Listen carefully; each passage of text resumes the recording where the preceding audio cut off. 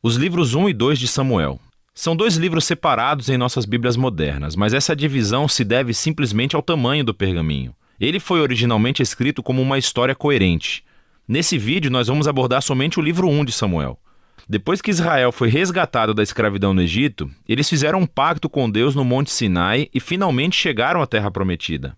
E ali, Israel deveria ser fiel a Deus e obedecer aos mandamentos da aliança. Antes do livro de Samuel, os juízes mostraram como Israel falhou feio nessa tarefa. Foi um período de caos moral e mostrou a necessidade de Israel por líderes sábios e fiéis. O livro de Samuel fornece uma resposta para essa necessidade. A história do livro de Samuel se concentra em 3 personagens principais: o profeta Samuel, de onde o livro recebe o nome, depois o rei Saul e depois disso o rei Davi.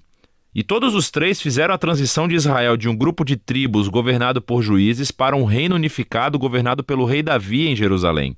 E o livro de Samuel tem um design fascinante que tece a história desses 3 personagens juntos em 4 partes principais.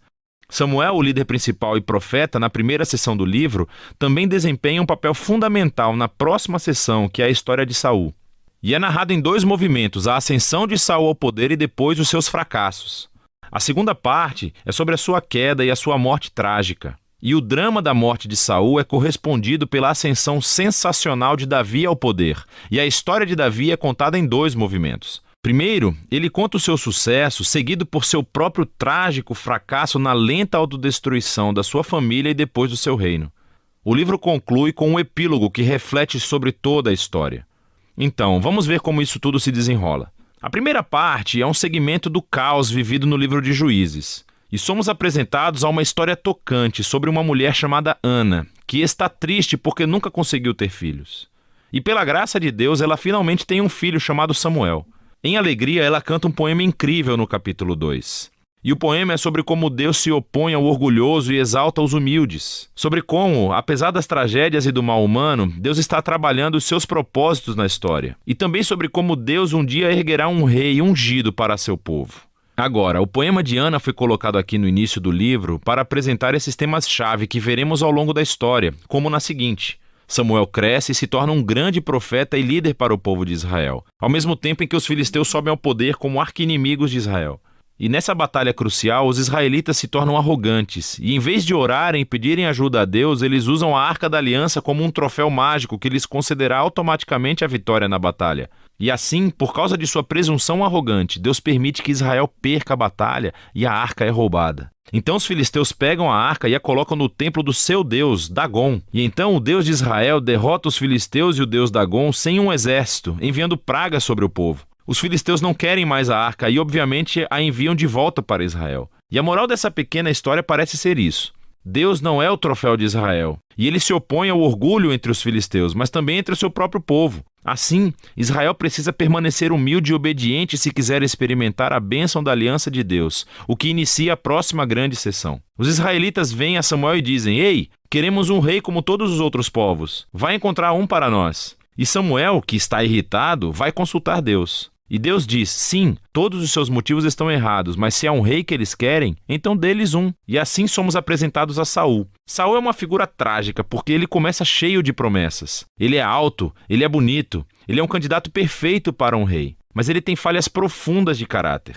Ele é desonesto, ele não tem integridade. E ele parece ser incapaz de reconhecer os seus próprios erros, e essas falhas se tornam a sua queda. Ele vence algumas batalhas no começo, mas suas falhas são tão profundas que ele acaba se desqualificando ao desobedecer descaradamente às ordens de Deus. E assim, o velho Samuel confronta Saul e Israel. Ele havia avisado as pessoas que elas só se beneficiariam de um rei que fosse humilde e fiel a Deus. Caso contrário, os reis de Israel trarão a ruína. Então, ele informa a Saul que Deus erguerá um novo rei para substituí-lo. E assim começa a queda de Saul, à medida em que Deus, ao mesmo tempo, está trabalhando nos bastidores para erguer esse novo rei. É um pastorzinho insignificante, chamado Davi. Ele é o candidato menos provável para ser rei. Mas a famosa história de Davi e Golias mostra que a escolha de Deus por Davi não é baseada no status de sua família, mas simplesmente na sua confiança radical e humilde no Deus de Israel. E assim essa história incorpora todos os temas do poema de Ana. O orgulhoso Saul e Golias são humilhados, enquanto o humilde Davi é exaltado. A partir daqui, vemos Saul perder-se lentamente na loucura, enquanto Davi sobe ao poder.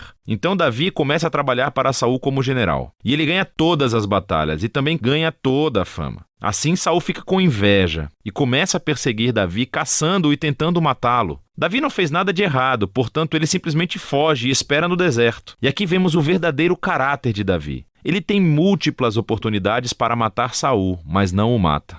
Ele simplesmente confia que, apesar do mal de Saul, Deus erguerá um rei para o seu povo. O que é interessante também é que muitos dos poemas de Davi que você encontra no livro dos Salmos estão ligados a esse período da sua vida, e todos expressam a mesma atitude de confiança. E assim essa seção do livro termina, com Saul chegando a uma terrível morte depois de perder uma batalha com os filisteus. 1 Samuel conta algumas das histórias mais complicadas e bem contadas que você encontrará na Bíblia. E os personagens, Saul e Davi, são retratados de maneira muito realista. E o autor os apresenta como personagens de estudos para que você possa se encontrar neles. Então, na história de Saul vemos um aviso. É crucial que reflitamos sobre as nossas próprias falhas de caráter e como elas prejudicam a nós mesmos e às outras pessoas. Com a ajuda de Deus, precisamos nos humilhar e lidar com o nosso lado obscuro para que a história de Saul não se torne a nossa. Davi, por outro lado, é apresentado como um exemplo de paciência e confiança no tempo de Deus em nossas vidas. Então ele foge para o deserto, sendo perseguido por Saul. Davi tinha todos os motivos para pensar que Deus o abandonara, mas não é isso que ele pensa. Ou seja, a história de Davi nos encoraja a confiar que, apesar do mal humano, Deus está trabalhando os seus propósitos, opondo-se aos orgulhosos e exaltando os humildes. E é disso que se trata 1 Samuel.